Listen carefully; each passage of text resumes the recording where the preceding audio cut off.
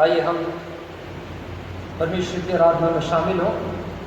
आज का ये पवित्र दिन हम परमेश्वर के भवन में तो नहीं उपस्थित है, लेकिन फिर भी परमेश्वर का वचन कहता है कि जहाँ 2 या 3 मेरे नाम से इकट्ठे हैं वहाँ पर मैं उपस्थित होता हूँ। सो परमेश्वर अपने वादे और अपने वचन के अनुसार हमारे बीच में उपस्थित है। आइए हम अपने सरों को झुकाएं और परमेश्वर के आगे अपने आप को नम्र करें, प्रार्थना में शामिल हों।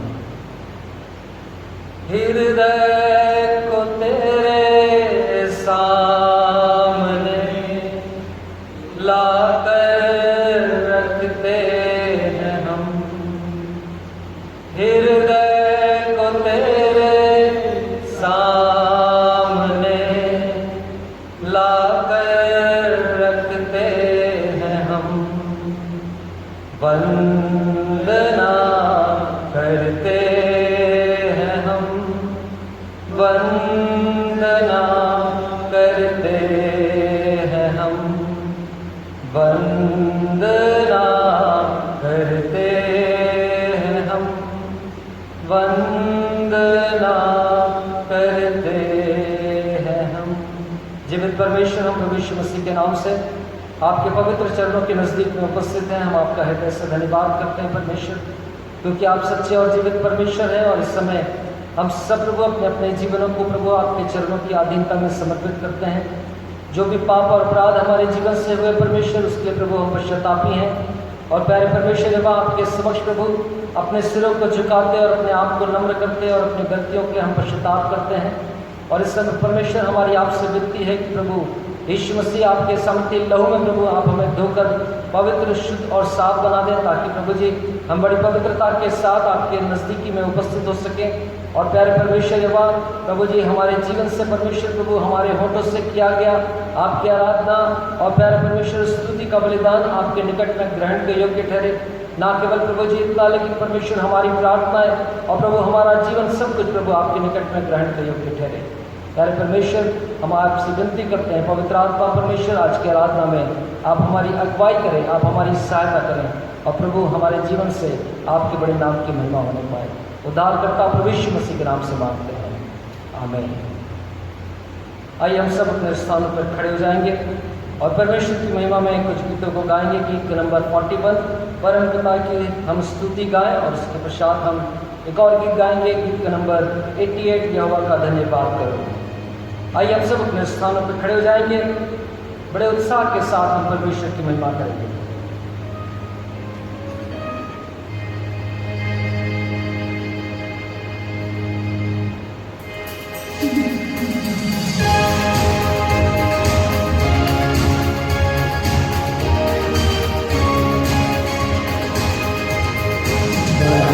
पिता की हम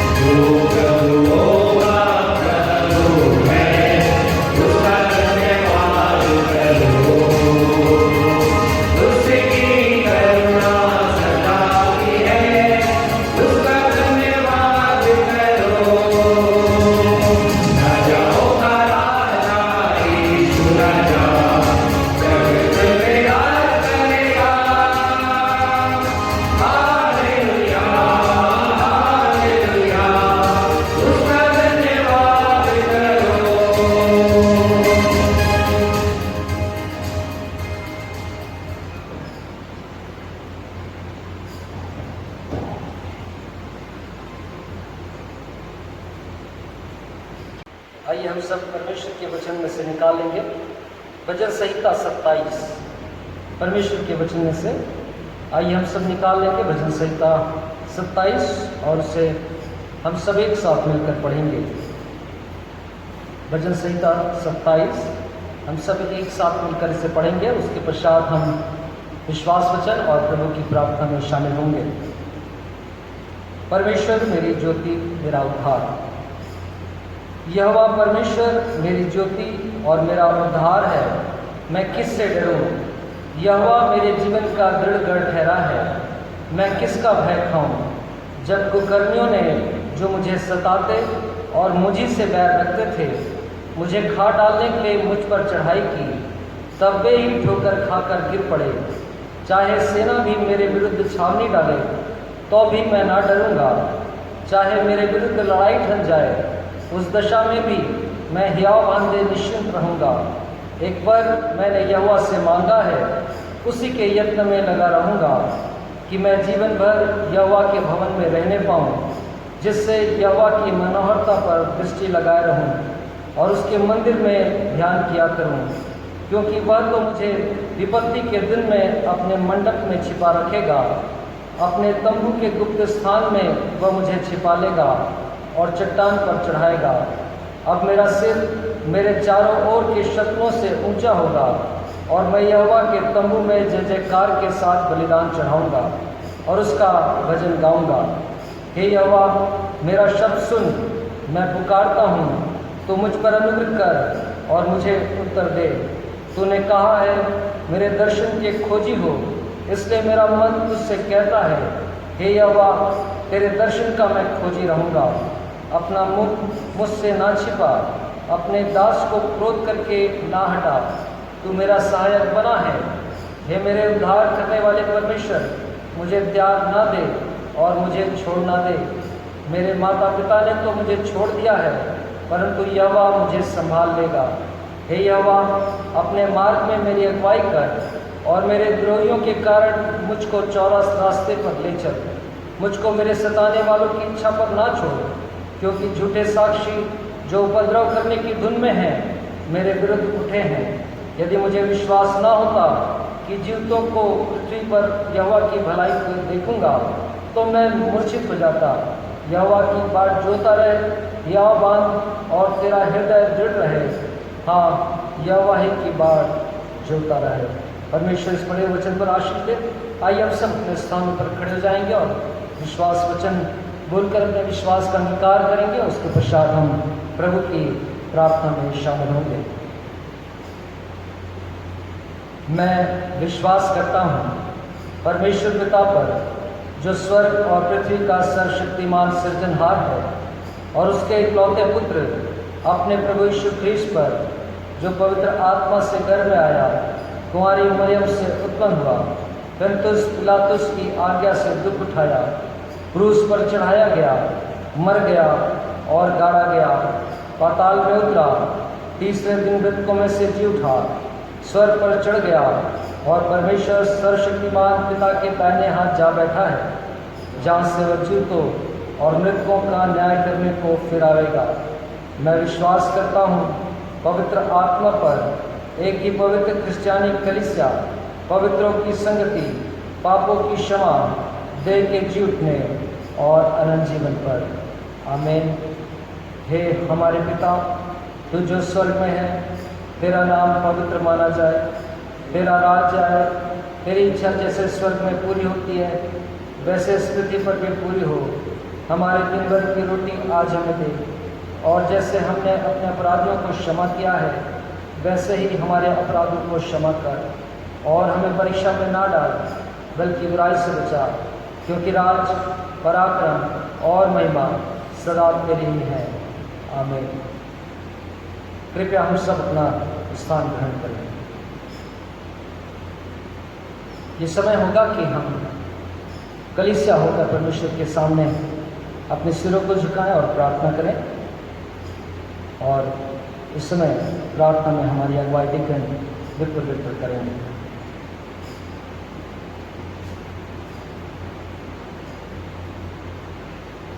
आप सबों को प्रभु यीशु मसीह के प्रिय और मधुर नाम में नमस्कार। आइए हम कलीसिया की प्रार्थना में सहभागी हों। सारी आशीषों के देने वाले जीवित समर्थी परमेश्वर पिता, प्रभु यीशु मसीह नासरी के नाम से आपके चरणों के पास आते हैं प्रभु, और हमारे हृदय आनंद से भरे हुए पिता कि आज के दिन हम अपने आप को इस योग्य पाते हैं पिता कि हम आपकी स्तुति और आराधना और महिमा कर सकते हैं। हम आपको हृदय से धन्यवाद देते हैं प्रभु जी कि आपने हमें जीवों के मध्य में रखा प्रभु, और प्रभु जी आज के दिन हमें दिया पिता कि हम आपकी महिमा और तारीफ कर सकते हैं। हम धन्यवाद देते हैं प्रभु जी एक कलीसिया होकर के भी कि आपने हमें से प्रत्येक को कुशलता प्रदान की है पिता, और इस भीषण संकट के समय में भी आपने हमें बचा के रखा है प्रभु। हम धन्यवाद देते हैं अपने इस क्षेत्र के लिए पिता जहाँ पर हम पाए जाते हैं, और प्रभु जी आपने हर प्रकार की भरपूरी के जीवन से हमें भरा है पिता कि हम प्रभु जी किसी प्रकार की कोई कमी या घटी में नहीं है प्रभु, पर सदैव आपके प्रति धन्यवादित रहते हुए प्रभु जी हम अपने दिनचर्या के कार्यों को पूर्ण कर सकते हैं। हम आपसे विनती करते हैं प्रभु जी हमारी कलीसिया के जितने सदस्य हैं पिता, जो कि प्रभु जी अपनी सेवाओं के द्वारा, अपने रोजगार करने के द्वारा प्रभु जी अपने कार्यों के लिए जब वे आना जाना करते हैं पिता, हम आप प्रत्येक को आपके समर्थी हाथ में सौंपते हैं, आपके रक्षाकारी बाड़े में उन्हें बांधते हैं पिता, और आपसे विनती करते हैं प्रभु जी वे कुशलतापूर्वक अपने कार्य क्षेत्र में पहुँच सके प्रभु, और जो भी कार्य करते हैं प्रभु जी उस जगह में प्रभु जी आपसे विनती करते हैं उन्हें हर प्रकार के संक्रमण से बचा के रखिए, उन्हें सुरक्षित रखिए प्रभु जी, उनके हाथों के कार्यों को आशीषित कीजिए, उनके बोलचाल, उठना बैठना चलना फिरना सब के द्वारा प्रभु आपके नाम की महिमा होने पाए, हर प्रकार की बुराई और खतरों से बचा के रखिए, और अगर किसी के जीवन से कोई पाप अपराध हुआ है पिता तो बड़ी दया करके उन्हें क्षमा कीजिए प्रभु। आपसे विनती करते हैं हमारी कलीसिया के मेडिकल के स्टाफ्स के लिए प्रभु जी, जो कि प्रभु जी ऐसे समय में प्रभु जी बड़े प्रेम के साथ अपनी सेवाएं दे रहे हैं पिता, प्रत्येक को आपके लोगों के बारे में ढांपते हैं, और आपसे विनती करते हैं स्वामी कि आपकी सामर्थ्य उन पर छाया करे प्रभु जी, और उनके हाथों से जितने भी मरीजों का इलाज होता है प्रभु जी उसके द्वारा प्रभु जी वे मरीज चंगाई को प्राप्त कर सकें, और आपका चंगाकारी हाथ उनके हाथ रखने से उनके जीवनों में प्रभु जी आशीष को लाने पाए प्रभु जी। हम विनती करते हैं अपनी कलीसिया के बीमार जनों के प्रभु, विशेष करके भाई स्वामी डोंगरे और उसके परिवार को आपके चरणों के पास लाते हैं प्रभु जी, जबकि वो परिवार प्रभु जी इस समय कोरोना वायरस से ग्रसित है प्रभु, परंतु प्रभु हम एक कलीसिया होकर के उस भाई के लिए और उसके परिवार के लिए विनती कर रहे हैं पिता, और प्रभु जी आज के दिन भी हम उस पूरे परिवार को आपके समर्थी हाथ में सौंपते हैं, एक कलीसिया होकर के प्रभु की आपकी चंगाकारी हाथों के तले वो परिवार रह सके, हर एक कोरोना की वो संक्रमण है प्रभु जी वो प्रभु यीशु मसीह नासरी के नाम से उनके जीवन से दूर हो जाए प्रभु, और वे भले चंगे स्वस्थ हो सके प्रभु जी, जो भी इलाज किया जा रहा है उसे आशीषित कीजिए प्रभु, उनके परिवार के लोगों के साथ होइए ऐसे समय में प्रभु जबकि वे चिंतित रहते हैं पिता, उनकी चिंताओं को दूर कीजिए। हम उसी प्रकार से धन्यवाद देते हैं अपने प्रिय भाई गॉडफ्रे ग्राहम के लिए प्रभु जी, जिनको कि आपने एक भयंकर दुर्घटना में बचा लिया प्रभु जी, हालांकि वे संगति में पड़े प्रभु जी, परंतु आपका रक्षाकारी हाथ उनके चारों ओर रहा प्रभु जी, आपने उन्हें हाथों हाथ उठा लिया पिता, ताकि उनको कोई मेजर प्रॉब्लम ना आए प्रभु जी। हम इस बात के लिए धन्यवाद देते हैं, उनके धन्यवादी हृदय को ग्रहण कीजिए आप, जबकि वे स्वस्थ लाभ कर रहे हैं प्रभु जी। आपसे विनती करते हैं कि ऐसे समय में एक परिवार होकर के प्रभु जी भी आपकी महिमा और तारीफ करते हुए प्रभु जी इस बड़े घटना के द्वारा प्रभु जी आपको महिमा दे सके प्रभु जी, और इस बचाए जाने के द्वारा प्रभु जी आपकी महिमा और अधिक ताकत के साथ कर सके प्रभु जी, और आपको सारी आदर इज्जत महिमा देते हुए प्रभु जी अपने जीवन में आगे बढ़ सके प्रभु जी। अब तक आपने उन्हें संभाला प्रभु, हर प्रकार की आशीषों से परिपूर्ण किया, और प्रभु जी सदैव अपनी सेवा में काम में लाया पिता, आगे भी उन पर अपनी आशीष का हाथ रखिए। विनती करते हैं प्रभु जी हम अपने प्रिय मिहिर परिवार के पिता, जबकि ये परिवार प्रभु जी इस समय शोकित है, दुखित है प्रभु जी, जबकि उनके बीच से उनकी पत्नी उनकी माता उठा ली गई प्रभु जी। हम विशेष करके मिहिर अंकल को आपके समर्थी हाथ में सौंपते हैं, उन पर अपनी शांति का हाथ रखिए प्रभु जी। दोनों बच्चों को और उनके परिवार को आपके समर्थी हाथ में सौंपते हैं कि वे प्रभु जी ऐसे समय में प्रभु जी आपकी ओर से प्रभु जी शांति को प्राप्त कर सके पिता, और हर प्रकार के दुख से और डर से अपने आप को मुक्त रख सकें प्रभु जी। और प्रभु जी आपकी शांति उनके जीवन में बनी रहे, ताकि वे प्रभु जी आपकी महिमा करते हुए अपने जीवन में आगे बढ़ सकें। हर प्रकार की मुसीबत और खतरों से प्रभु जी हमारी कलीसिया के प्रत्येक सदस्यों को बचा के रखिए। हम विनती करते हैं प्रभु जी हमारे इस क्षेत्र के लिए, प्रभु हमारे प्रदेश के लिए पिताजी, आपने अब तक अनुग्रह और आपकी अनुग्रह और दया अब तक बनी रही प्रभु। हम विनती करते हैं आगे भी इस अनुग्रह और दया को बनाए रखिए। जितने संक्रमण से ग्रसित हैं प्रभु जी उन पर अपनी चंगाई भरा हाथ रखिए कि वे भले चंगे स्वस्थ हो सकें। हमारे जो मुख्यमंत्री हैं और उनका जो पूरा मंत्रिमंडल है प्रभु जी, और जो लोग प्रभु जी इस कार्य को करते हैं, एडमिनिस्ट्रेशन के लोग प्रभु, प्रत्येक पर अपनी आशीष का हाथ रखिए पिता, ताकि वे प्रभु जी अपनी कार्यों के द्वारा प्रभु जी और अपनी ज्ञान बुद्धि के द्वारा जो भी निर्णय लेते हैं प्रभु जी उस पर आपकी आशीष का हाथ होने पाए। उन्हें अपनी आत्मा से, अपनी ज्ञान बुद्धि से परिपूर्ण रखिए।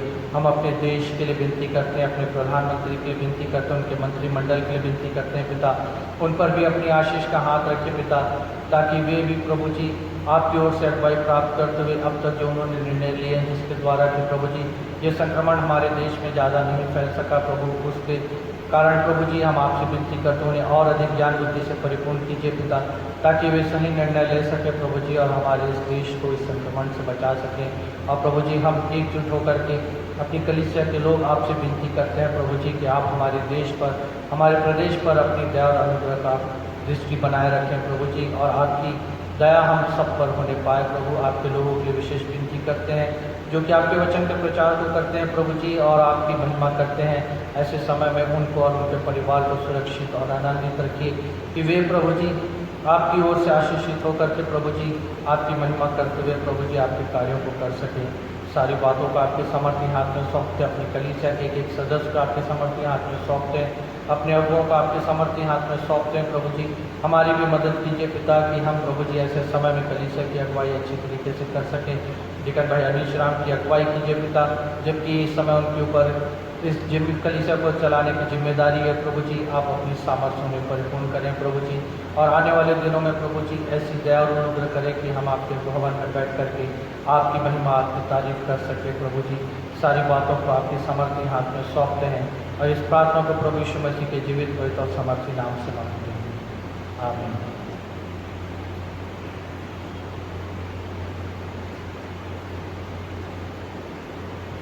ये समय होगा कि हम परमेश्वर की महिमा और स्तुति करें। सो आइए हम सब अपने स्थान पर खड़े हो जाएंगे और परमेश्वर की आराधना में, उसकी स्तुति और महिमा में अपने आप को तैयार करें और परमेश्वर की उत्तम रीति से महिमा करें। उसके पश्चात हम परमेश्वर के वचन को परमेश्वर के दास पी के दास जी के द्वारा हम सुनेंगे। आइए हम सब अपने स्थानों पर खड़े हो जाए और परमेश्वर की महिमा में शामिल हों।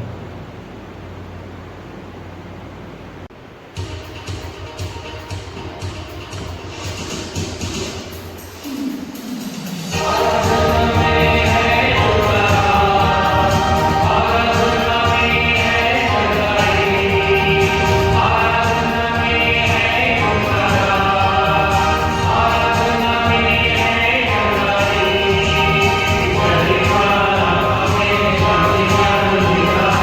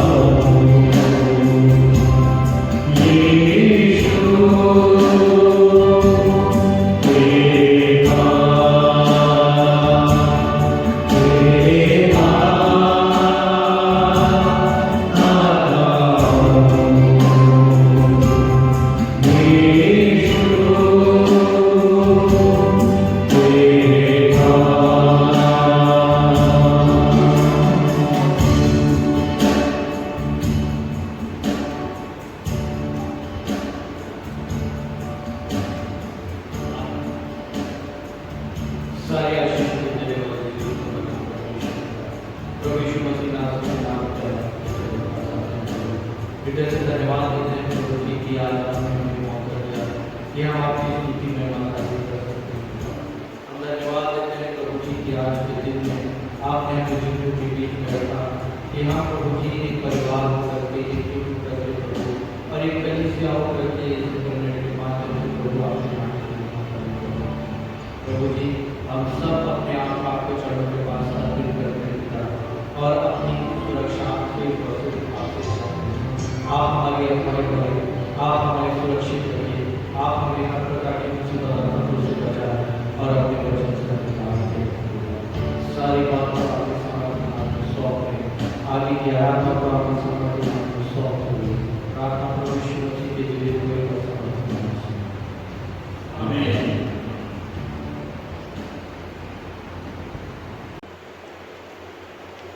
मेरे प्रिय कलीसिया के लोगों को प्रभु यीशु मसीह के मधुर और प्रिय नाम में मेरा और मेरे परिवार का बहुत बहुत नमस्कार ग्रहण हो।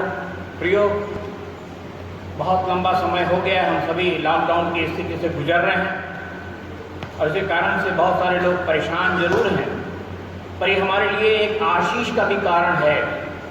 यदि हम वास्तव में इस बात को सोच रहे हैं और जानते हैं, क्योंकि प्रभु के लोग हैं, हम इस बात को अच्छी तरह जानते हैं कि एक विश्वासी एक इकाई होता है और उसका जो परिवार है वो एक इकाई कलीसिया होती है।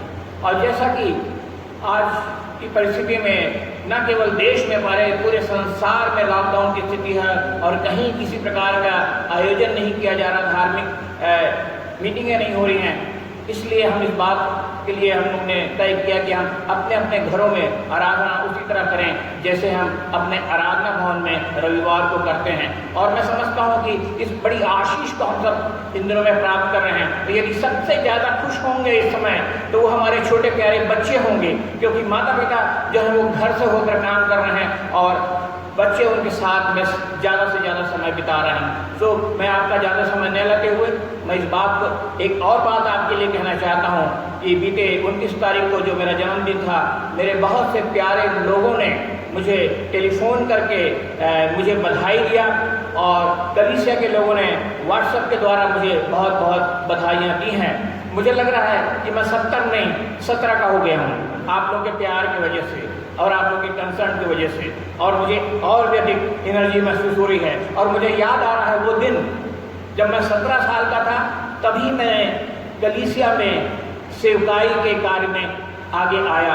पहली बार जब मैं कॉलेज में पढ़ता था 17 साल की उम्र में, और मैं लोकल एमवाईएफ धमतरी सुंदरगंज एमवाईएफ का अध्यक्ष चुना गया और वहीं से प्रभु ने मुझे एक अगुआ के रूप में, एक लीडर के रूप में इस्तेमाल करना आरंभ किया। और आज ये 70 साल की उम्र तक प्रभु मेरे इस्तेमाल कर रहा है और परमेश्वर के अनुग्रह में आज का दिन मुझे मिला है। इसलिए मैं परमेश्वर पिता को, हमारे भाई इंचार्ज भाई सेवक अनीश राम को मैं बहुत ही बहुत धन्यवाद देता हूँ। प्रियो, आइए हम वचन के लिए जाएं। परमेश्वर के अनुग्रह में जो विचार परमेश्वर ने मुझे दिया वो वचन है यूहन्ना रचित सुसमाचार उसका 21वां अध्याय, और 21वें अध्याय में उसके 15 पद से लेकर 19 पद तक मैं आपके सामने से पढ़ूंगा।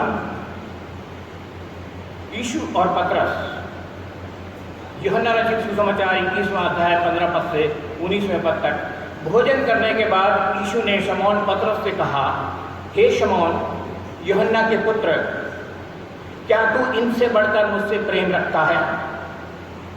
उसने उससे कहा, हाँ प्रभु, तू तो जानता है कि मैं तुझसे प्रीति रखता हूँ। उसने उससे कहा, मेरे मेमनों को चरा। उसने फिर दूसरी बार उससे कहा, हे शमौन यूहन्ना के पुत्र, क्या तू मुझसे प्रेम रखता है? उसने उससे कहा, हाँ प्रभु, तू तो जानता है कि मैं तुझसे प्रीति रखता हूँ। उसने उससे कहा, मेरी भेड़ों की रखवाली कर। उसने तीसरी बार उससे कहा, हे शमौन यूहन्ना के पुत्र, क्या तू मुझसे प्रीति रखता है? पतरस निराश हुआ कि उसने उससे तीसरी बार ऐसा कहा, क्या तू मुझसे प्रीति रखता है? और उसने कहा, हे प्रभु, तू तो सब कुछ जानता है, तू यह जानता है कि मैं तुझसे प्रीति रखता हूँ। यीशु ने उससे कहा, मेरी भेड़ों को चरा। मैं तुझसे सच सच कहता हूँ, जब तू जवान था तो अपनी कमर बांध कर जहाँ जाता था वहाँ फिरता था, परंतु जब तू बूढ़ा होगा तो अपने हाथ फैलाएगा और दूसरा तेरी कमर बांध कर जहाँ तू ना चाहेगा वहाँ तुझे ले जाएगा। उसने इन बातों से संकेत दिया कि पतरस कैसी मृत्यु से परमेश्वर की महिमा करेगा। तब उसने उससे कहा, मेरे पीछे हो ले गई। परमेश्वर अपने पढ़े हुए वचन के पर आशीष दे। आइए हम छोटी प्रार्थना करें। हमारे जीवते अनुग्रहकारी दयालु पिता परमेश्वर, तेरे नाम का धन्यवाद देते हैं प्रभु, जबकि तेरे वचन के पढ़े जाने और तेरे से वचन की सेवकाई का समय आ गया है। मैं अपने आप को तेरे हाथों में सौंप देता हूँ। अपनी पवित्र आत्मा की सामर्थ और अगुवाई मुझे दे और मेरा नए सिरे से अभिषेक कर पिता, और जो वचन तू चाहता है कि मैं तेरे लोगों से बोलूँ उसे मेरे मुंह में डाल, ताकि लोग सुने, ग्रहण करें और आज की आशीष को प्राप्त करें। सारा आदर महिमा तुझे मिले। प्रार्थना यीशु के नाम से मांगते हैं, आमीन। प्रियो, आज जो विषय मैंने चुना है वो है loser turns winner. Loser turns winner, हारने वाला विजेता बन गया। सोचिए मैं किसके विषय में आपसे कहना चाह रहा हूँ। यस, आपने सही समझा, सही जाना। Simon Peter the disciple of Christ, शमौन पतरस यीशु मसीह के उस चेले के विषय में मैं आपसे कह रहा हूँ कि वो जो लूजर था, ही बिकेम विनर। और यहाँ पर जब हमने यूहन्ना के 21वें अध्याय के 15 पद से लेकर 19वें पद तक हमने जब पढ़ा तो हमने इस बात को देखा कि यीशु मसीह तीन बार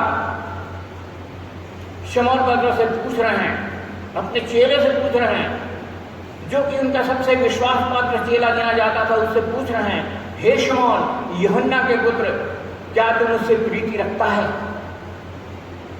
बड़ी अजीब बात है, एक बार नहीं, दो बार नहीं, तीन बार। क्यों ऐसा हुआ?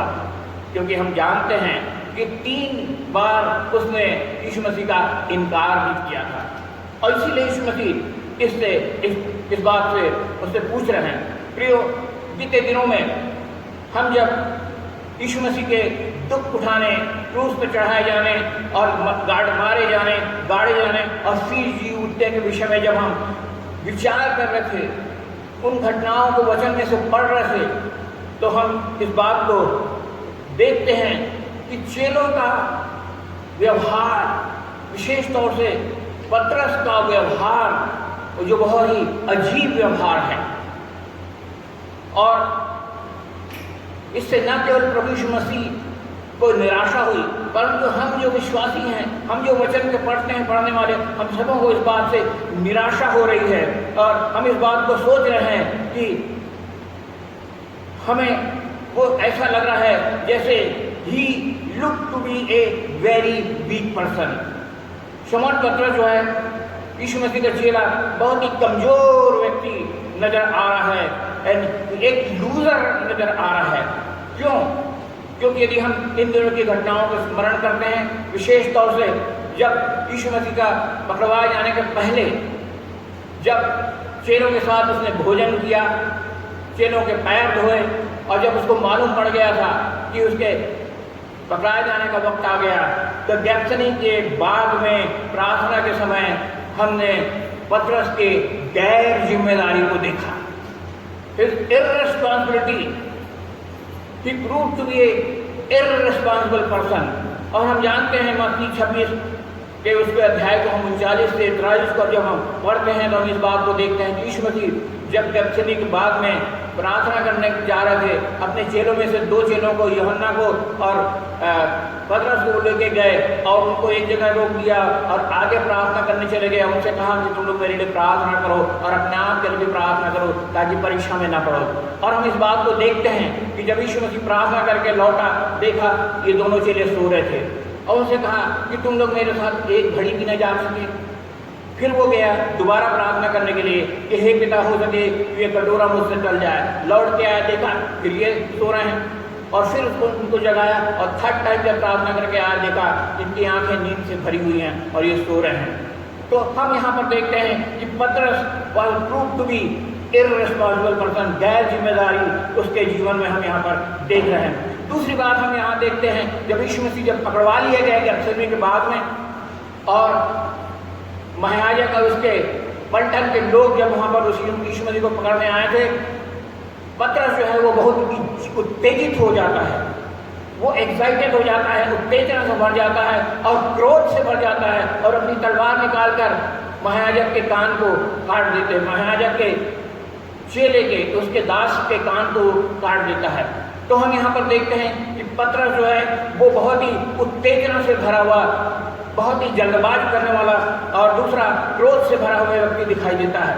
तीसरी बात हम यहाँ पर ये भी देखते हैं कि पतरस जो है वो उसने यीशु मसीह का 3 बार इनकार किया, 3 बार। He denied Jesus for 3 times and he was proved to be a coward। एक बहुत ही डरपोक व्यक्ति हो गिना गया है। जब यीशु मसीह पकड़वा लिए गए, बाकी चेले भाग गए, पतरस जो है पीछे जा रहा है, बहुत दूरी बना के जा रहा है, यीशु मसीह के नज़दीक नहीं जा रहा है, उसके साथ नहीं चल रहा है। और जब वो महायाजक के दरबार में वो लाया गया यीशु मसीह, पतरस जो है प्यादों के साथ बाहर बैठकर आग ताप रहा है, और परंतु उसका ध्यान यीशु मसीह की तरफ है। और जब एक दासी ने कहा तू भी तो उसके साथ था, वो तुरंत इनकार कर देता है। और दूसरी बार दूसरी दासी ने कहा नहीं तू तो था उसके साथ, वो फिर भी तीसरी बार इनकार कर देता है। इस बात को हम देखते हैं प्रियो मत्ती रचित सुसमाचार के उसी 26वें अध्याय के 57, 58 और 59 से 75 पद के मध्य में, और आप उसको पढ़ेंगे तो इस बात को जान लेते हैं कि किस प्रकार से 3 बार पतरस ने यीशु मसीह का इनकार किया। He denied Jesus for 3 times and he proved to be a coward। और चौथी बात हम देखते हैं जब यीशु मसीह का 30वें दिन जी उठना था और मरियम मगदलीनी कब्र में गई थी, और वो कब्र में जाके वो देखती है कि कब्र तो खाली पड़ा हुआ है और यीशु की लोथ वहाँ नहीं है। वो भाग के आती है, चेलों को बताती है कि वो मालूम है यीशु को कहाँ ले गए, वो वहाँ नहीं है। और तब पतरस और यूहन्ना भाग के कब्र में आते हैं और सीधे कब्र में घुसकर वो देखते हैं कि यीशु मसीह का कपड़ा लपेटा हुआ रखा हुआ है और यीशु मसीह की लोथ नहीं है। यीशु मसीह जिंदा भी उनको दिखाई नहीं दिया वहाँ पर, और वो केवल आश्चर्य करता हुआ वापस निकला। दोनों चेले आश्चर्य करते हुए वापस निकले और वचन में लिखा है कि वे अपने घर को चले गए। इसी यूहन्ना के 20वें अध्याय के अंतिम पदों में हम देखते हैं यीशु मसीह के जी उठने के विषय में जो लिखा हुआ है उसमें, और दोनों चेले अपने घर को लौट गए। Their eyes were blinded, उनकी आत्मिक आंखें बंद थी और वो इस बात को स्मरण ही नहीं कर पाया कि यीशु मसीह ने कई बार इस बात को कहा था कि वो मर्दों में से जी उठेगा। यीशु मसीह ने कई बार उनको समझाया था, परंतु because he was spiritually blind, he could not understand why the tomb is empty। वो नहीं समझ पाया कि क्यों वो कब्र जो है वो खाली है। और यहाँ पर हम इस बात को देखते हैं, इस वचन को जब हम पढ़ते हैं 21वें अध्याय को, तो हम इस बात को देखते हैं कि यीशु मसीह के जी उठने के बाद 2 बार यीशु चेलों को दिखाई दिया, उनके बीच में प्रकट हुआ, परंतु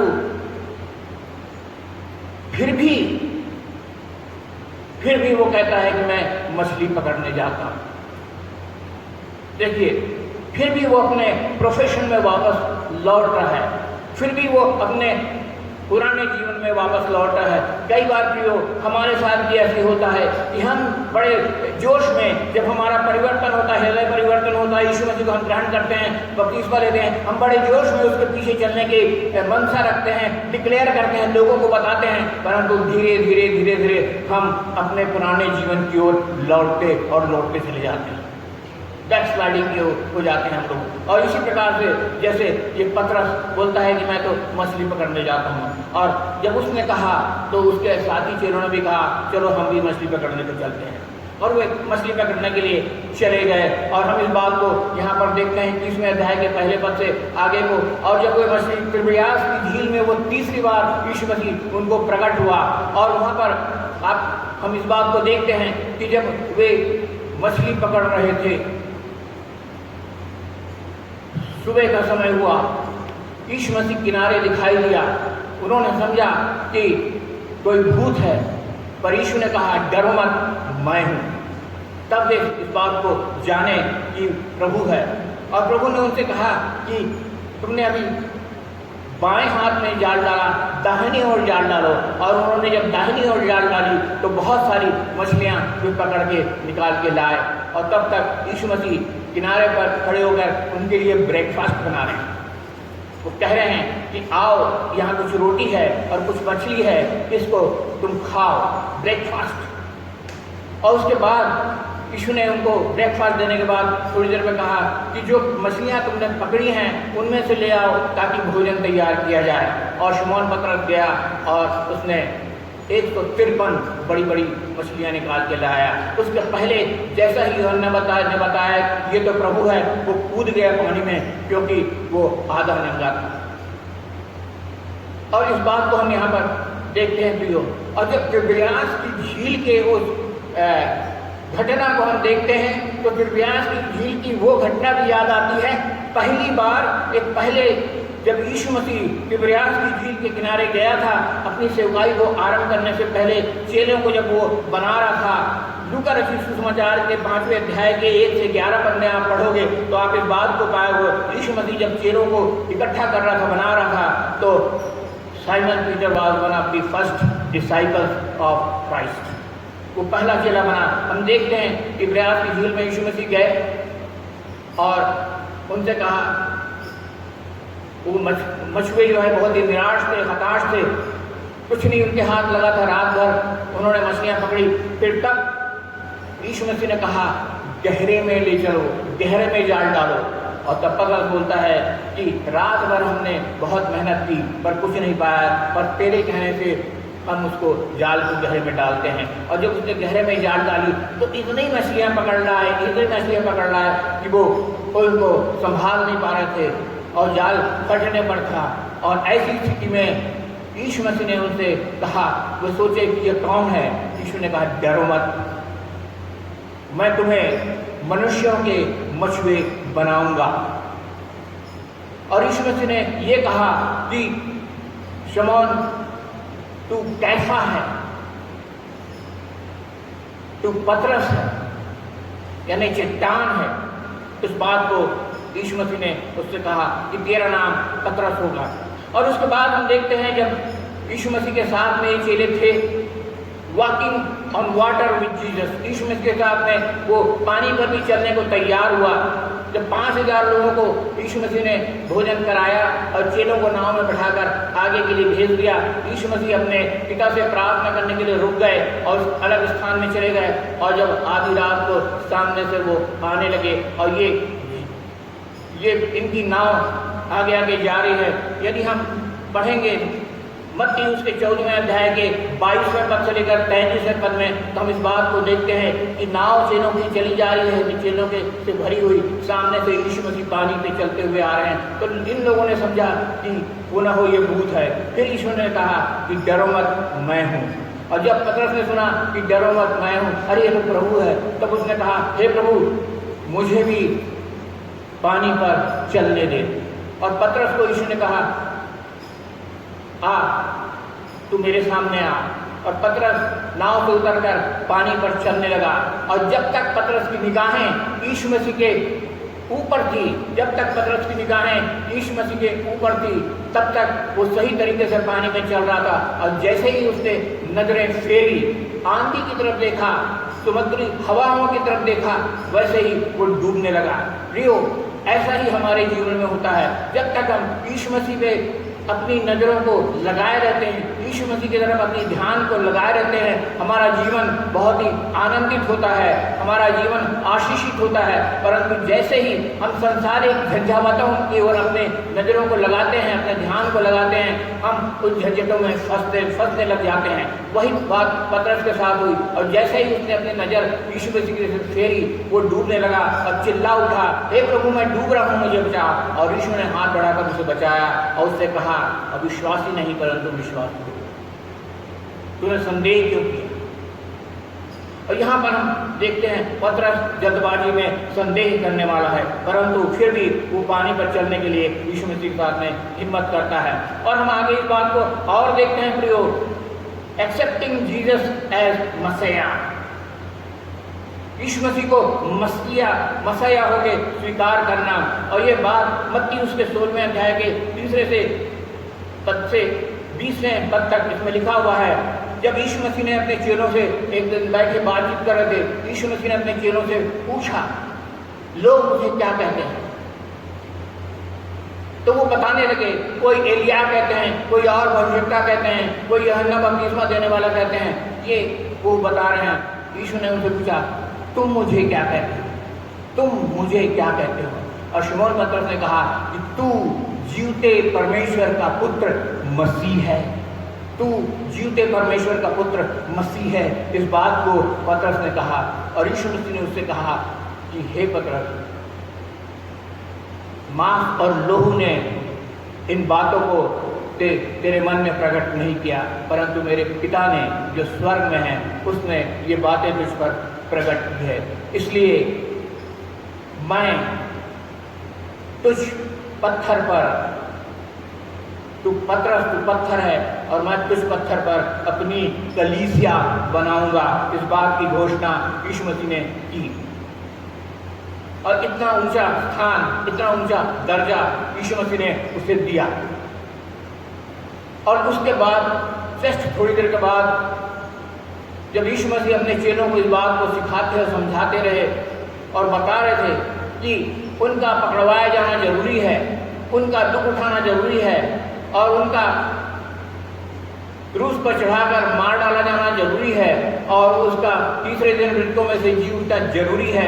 इस बात को जब वो पतरस अपने चेलों के साथ में चर्चा कर रहे थे, पतरस उनको अलग स्थान में ले जाता है और उनको झिड़कने लगता है कि प्रभु परमेश्वर ना करे ऐसा कभी हो।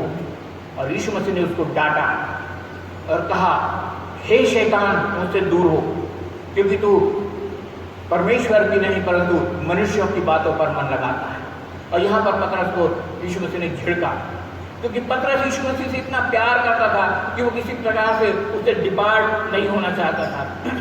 और यहाँ पर एक बात और हम देखते हैं, जब यीशु मसीह भोजन पर से उठकर अपने चेलों को पैर धोता है और इस बात की शिक्षा देना चाहता है कि हर एक को नम्रता धारण करना है और हर एक को एक दूसरे से अपने आप को एक दूसरे से छोटा बनाना है।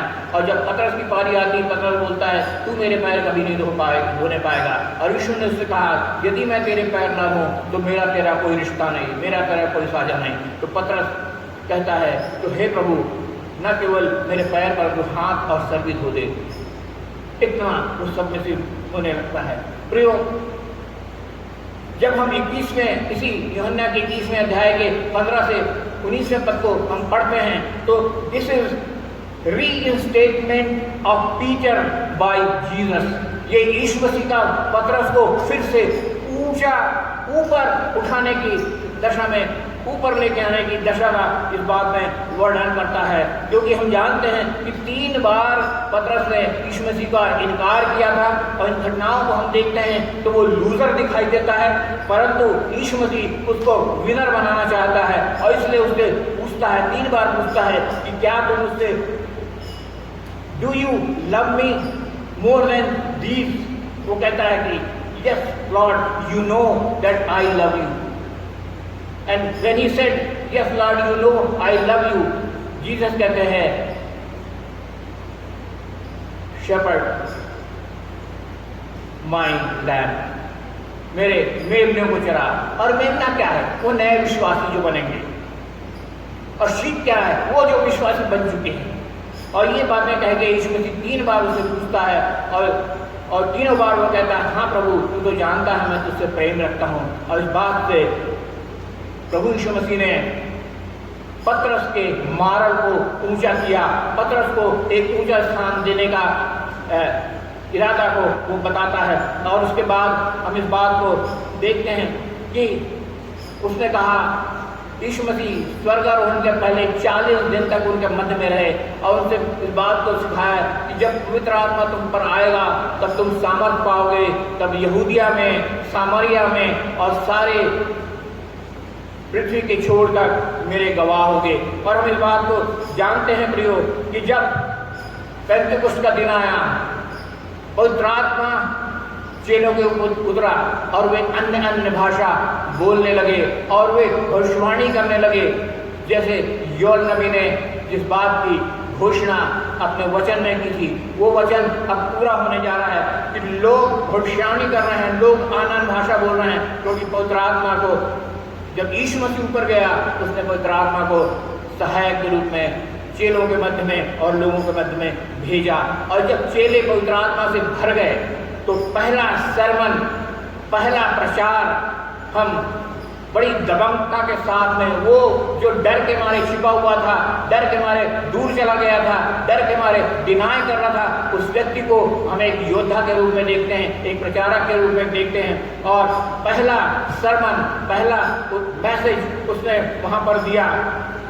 और ये प्रेरितों के काम उसके 2 अध्याय के 14 से 42 पद में एक लंबा मैसेज, लंबा सरमन यीशु मसीह के विषय में पतरस ने दिया कि तुम लोगों ने उसे क्रूस पर चढ़ाया और तुम लोगों ने उसे मार डाला, और फिर भी पिता ने, परमेश्वर ने उसे मुर्दों में से जिला दिया। और ऐसा संदेश जब उसने दिया, लोगों के हृदय छिद गए और लोगों ने उससे पूछा कि अब हम क्या करें। और तब चेलों ने कहा कि प्रभु यीशु मसीह के नाम से अपने पापों का पश्चाताप करो और प्रभु यीशु मसीह के नाम से बपतिस्मा लो।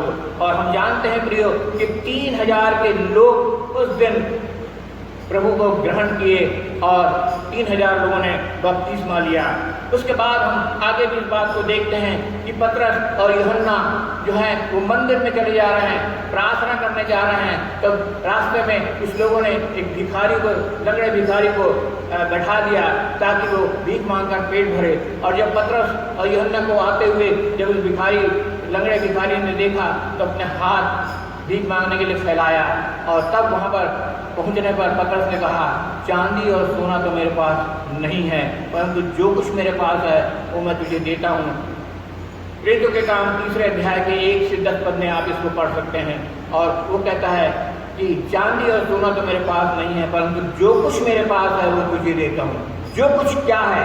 परमेश्वर का पवित्र आत्मा मेरे पास है, मैं तुझे देता हूँ, जिसके कारण से मुझे चंगा करने की सामर्थ्य मिली है। और वो कहता है, यीशु नासरी के नाम से उठ और चल फिर। और जैसे ही उसने कहा यीशु नासरी के नाम से उठ और चल फिर, और वो लंगड़ा भिखारी जो है उठकर चलने फिरने और कूदने लगा।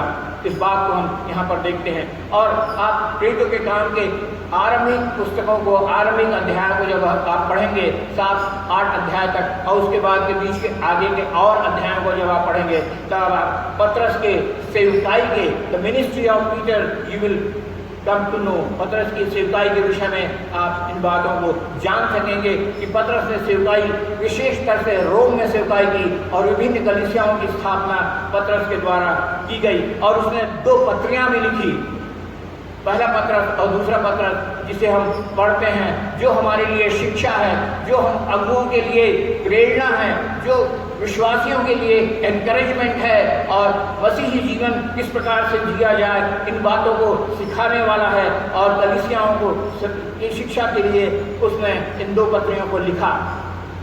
न केवल इतना, जब उसका मृत्यु का समय आया, हम जानते हैं कि यीशु मसीह के सारे जो चेले हैं वो शहीद हुए, वो मार डाले गए। और जब पतरस के मार डाले जाने का समय आ रहा था, पतरस जो है वो रोम से भाग रहा है, बाहर निकलना चाह रहा है, छिपना चाह रहा है, परंतु उसकी मुलाकात प्रभु यीशु मसीह से हो गई। जो यीशु मसीह रोम की ओर आ रहा है। प्रियो, जब मैं जवान था, कॉलेज पढ़ता था, तो एक उपन्यास, एक नावल मुझे मिला था, मेरे पास में था, जिसका नाम था को वार्डिस यानी कहाँ चले प्रभु। और ये को वार्डिस जो है वो पतरस के जीवन, आरंभिक कलीसियाओं के विषय में था और पतरस के विषय में भी था कि वो किस प्रकार की मृत्यु उसने सही। और यहाँ पर हम देखते हैं कि जब पतरस जो है रोम से बाहर भाग रहा है, यीशु मसीह रोम की ओर आ रहे हैं, और आमना सामना जब होता है पतरस और यीशु का जो दर्शन होता है, और पतरस पूछता है कि को वार्डिस यानी कहाँ चले प्रभु, कहाँ जा रहे हो प्रभु। और यीशु मसीह कहते हैं कि मैं तेरे बदले रोम जा रहा हूँ कि दोबारा मैं मरूँ, क्योंकि तू तो भाग रहा है। और तब पतरस को समझ में आया और पतरस जो है वापस लौटा रोम में, और तब तक सेवकाई करता रहा जब तक वो ना पकड़ा गया। और पकड़कर जब वो मार डाला जाने वाला था, उसको मृत्यु की सज़ा जो मिली थी वही क्रूस की सज़ा मिली थी जो यीशु मसीह को क्रूस की सज़ा दी गई थी। और जब उसके क्रूस पे चढ़ाए जाने का समय आया तो पतरस ने क्रूस पर चढ़ाने वालों से कहा, सिपाहियों से कहा, मैं इस योग्य नहीं कि जैसा मेरा प्रभु क्रूस पे चढ़ाया गया था वैसा मैं क्रूस पे चढ़ाया जाऊँ, मुझे आप लोग उल्टा लटकाओ। तो पतरस की इच्छा के अनुसार से उसको उल्टा, यीशु मसीह को इस तरह से क्रूस पर टांगा गया था, पतरस को इस तरह से क्रूस पर उल्टा टांगा गया कि उसका सर नीचे था और उसका पैर ऊपर था प्रियो। और इस प्रकार की मृत्यु को वो सहने को वो तैयार हुआ, क्योंकि वो whole heartedly he had accepted Jesus as his personal savior, and he became one of the greatest leader, one of the greatest pastor of the church। उस कलीसिया का सबसे बड़ा वो पास्टर रहा। प्रियो, many a times or many occasions in our lives, बहुत बार अपने जीवन में, अपने मध्य में हम भी लूजर प्रूव हो जाते हैं, फेल्योर प्रूव हो जाते हैं अपने परिस्थितियों के कारण, अपने जल्दबाजी के कारण, अपने गलत फैसलों के कारण, अपने गलत निर्णयों के कारण कई बार हम लूजर नजर आते हैं। परंतु जब हम अपने आप को पूरी रीति से पापों को मानते हुए, क्षमा मांगते हुए यीशु मसीह को अपना व्यक्तिगत उद्धारकर्ता करके ग्रहण करते हैं और अपना संपूर्ण जीवन उसके हाथों में सौंप देते हैं, तो परमेश्वर की पवित्र आत्मा की अगुवाई में, उसकी सहायता के द्वारा हम भी उसकी आज्ञा मानने के साथ साथ we can become a winner, हम भी एक विजेता बन सकते हैं प्रभु यीशु ख्रीष्ट में। परमेश्वर इन वचनों के द्वारा आप सबों को आशीष दे। आमीन। आइए हम सब मिलकर परमेश्वर की महिमा में गीत को गाएंगे। गीत का नंबर 501 हम सब मिलकर इसे गाएंगे।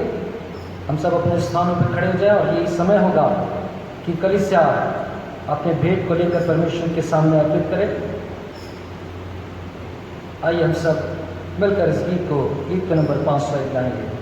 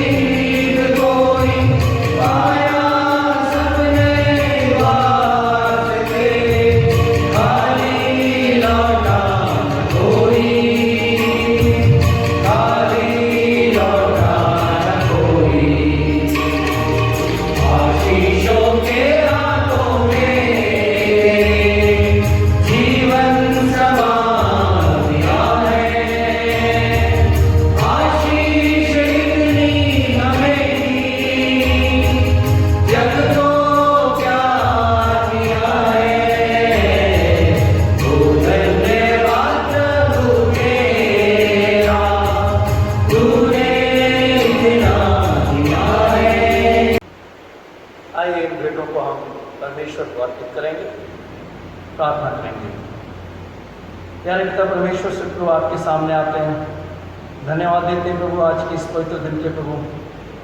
धन्यवाद देते हैं प्रभु आपने हम सबों को सुरक्षित रखा है प्रभु आपकी दया हम पर है, इसलिए हम आपको धन्यवाद देते हैं प्रभु।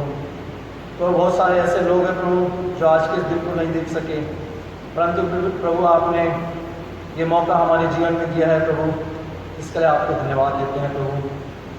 धन्यवाद देते हैं प्रभु आपने एक सुंदर वचन प्रभु अपने दास के द्वारा हमें भेजा है प्रभु। धन्यवाद देते हैं प्रभु जब हमने उनके द्वारा पतरस के जीवन के बारे में सुना प्रभु, हम प्रार्थना करते हैं प्रभु आप हमारे मनों को तैयार करिए ताकि प्रभु हम भी पतरस की तरह प्रभु आपके पीछे चलने वाले हो सके प्रभु। धन्यवाद देते हैं कि आपने हमें जीविकोपार्जन का साधन दिया है प्रभु। जब प्रभु इस संसार में हम रहते हैं प्रभु आपने हमें हर एक सुख सुविधा से संपन्न किया है प्रभु, यह आपकी आशीष है प्रभु, इसके लिए हम आपको लाखों लाख धन्यवाद देते हैं प्रभु। हम प्रार्थना करते हैं कि आप हमारे मनों को तैयार करिए प्रभु, हमें ऐसा मन दीजिए प्रभु ताकि हम आपके मिली हुई इन आशीषों में से आपको देने वाले हो सके प्रभु। तो जो भेंटें हमने आपको चढ़ाई है प्रभु उसे आप स्वीकार करिए प्रभु। अपने हृदय को हम आपके सामने अर्पित करते हैं, हमें से प्रत्येक के हृदय को प्रभु आप ग्रहण करिए और एक अच्छा नया हृदय प्रभु हमें दीजिए ताकि हम प्रभु ऐसे समय में प्रभु जब इस लॉकडाउन के समय में अपने अपने घरों में पाए जाते हैं प्रभु, होने दीजिए प्रभु हम ज़्यादा से ज़्यादा समय प्रभु आपके वचन में बिताने वाले हो सकें, आपसे प्रार्थना करने वाले हो सकें। प्रभु प्रार्थना करते हैं उन लोगों के लिए जिन्होंने विशेष भेंट प्रभु आपके लिए लाई है प्रभु। प्रभु उन्होंने आपसे वादा किया है प्रभु और उस वादे को निभाया है, इसलिए हम आपसे प्रार्थना करते हैं प्रभु उनकी इन भेंटों को आप ग्रहण करिए और बहुत आयत के प्रभु ने आशीष दीजिए। प्रभु आपका वचन कहता है सारे दशमांश भंडार में ले आओ और ऐसा करके मुझे परखो कि हम आसमान के झरोखे खोल कर मैं तुम्हें अपरंपार आशीष देता हूँ कि नहीं प्रभु। प्रभु हम प्रार्थना करते हैं उन लोगों के लिए जिन्होंने आपके इस वचन के अनुसार से अपनी दशमांश प्रभु की भेंटें प्रभु आपके सामने अर्पित की है। प्रभु उन्हें आशीष दीजिए, होने दीजिए प्रभु उनके खत्ते भरे पूरे रहें और वे प्रभु निरंतर इसी प्रकार से अपने दशमांश को अपनी कलीसियाओं में आपके सामने प्रभु अर्पित करने वाले हो सकें। प्रभु प्रार्थना करते हैं उन लोगों के लिए प्रभु जिनका बर्थडे बीते समय में था। हम इस समय याद करते हैं हमारे पासवान रेवरेंड पी.के. दास जी के लिए प्रभु आपने एक अच्छा जीवन उन्हें दिया, एक दीर्घायु जीवन आपने उन्हें दी, बहुत सारी आशीष तो प्रभु आपने उनके जीवन में दिया, इसके लिए हम आपको धन्यवाद देते हैं प्रभु और प्रार्थना करते हैं प्रभु जिस प्रकार से वे आज तक प्रभु आपकी सेवकाई करते आए हैं प्रभु आने वाले समय में भी प्रभु इसी प्रकार से अपनी सेवाएं प्रभु देते रहें, आपके वचन को प्रभु अन्य जातियों के बीच तक पहुंचाते रहे प्रभु। आपकी आशीष उनके और उनके परिवार के जीवन में प्रभु सदा बनी रहे। इसी प्रकार से हम याद करते हैं अपनी बहन मिसेस रेबेका भेलवा के लिए प्रभु जिनका बर्थडे बीते समय में था प्रभु। हम प्रार्थना करते हैं प्रभु आप अपनी चंगाई उन्हें दीजिए प्रभु और हम धन्यवाद देते हैं प्रभु आपने उन्हें अभी तक प्रभु संभाल के रखा है, एक अच्छा परिवार के रूप में उन्हें रखा हुआ है प्रभु। इसलिए हम प्रार्थना करते हैं प्रभु उनके जीवन के लिए आपसे निवेदन और विनती करते हैं प्रभु उनकी आंखों की रोशनी के लिए प्रभु होने दीजिए प्रभु पूर्ण रीति से चंगाई को प्राप्त करके प्रभु आपको धन्यवाद देने वाले हो सकें। हम प्रार्थना करते हैं प्रभु उनके जीवन में उनके परिवारों में प्रभु आप अपनी आशीष का हाथ रखें और होने दीजिए प्रभु वे अपने विश्वास में निरंतर स्थिर रहे प्रभु और आपकी आशीषों को प्रभु पाते रहें। प्रभु हम प्रार्थना करते हैं हमारी कलीसिया में और जो लोग जिनका बीते समय में बर्थडे था प्रभु हम उन्हें नाम बनाम भले नहीं जानते प्रभु परंतु आपने बखूबी जानते हैं प्रभु, इसलिए हम आपसे प्रार्थना करते हैं प्रभु उनके परिवारों में प्रभु आप अपनी आशीष का हाथ बनाए रखें। हम याद करते हैं प्रभु इस समय उन लोगों के लिए जिनका बीते समय में शादी की सालगिरह थी प्रभु हम उन परिवारों के लिए प्रभु आपसे प्रार्थना निवेदन और विनती करते हैं प्रभु कि आपकी आशीष उन परिवारों में बनी रहे प्रभु, वे आपकी आशीष को पाकर प्रभु निरंतर आपके पीछे चलते रहें, अपने विश्वास को थामे रहे प्रभु और उनके जीवन के द्वारा प्रभु बहुत सारे लोग प्रभु आपको जानने वाले हो सकें। प्रभु सारी बातों के लिए हम आपको धन्यवाद देते हैं और ये विनती आपके प्यारे पुत्र प्रभु यीशु मसीह के नाम से मांगते हैं, सुनिए और ग्रहण कीजिए। आमीन।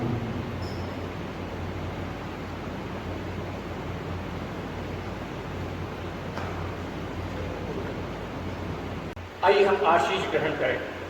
अब शांति दाता परमेश्वर जो हमारे प्रभु यीशु मसीह को जो भेड़ों का महान रखवाला है सनातन वाचा के लोगों के गुण से मरे हुए में से जिलाकर ले आया, तुम्हें हर एक भली बात में सिद्ध करे कि उसकी इच्छा पूरी करो और जो कुछ उसको भाता है उसे यीशु मसीह के द्वारा हम में उत्पन्न करे, जिसकी बड़ाई युगानुयुग होती रहे। अब हमारे परमेश्वर पिता का प्रेम, प्रभु यीशु ख्रीस्त का अनुग्रह और पवित्र आत्मा की संगति और सहभागिता हमारे इस झुंड के ऊपर और संपूर्ण कलीसिया पर अब से लेकर सदा बनी रहे। आमीन।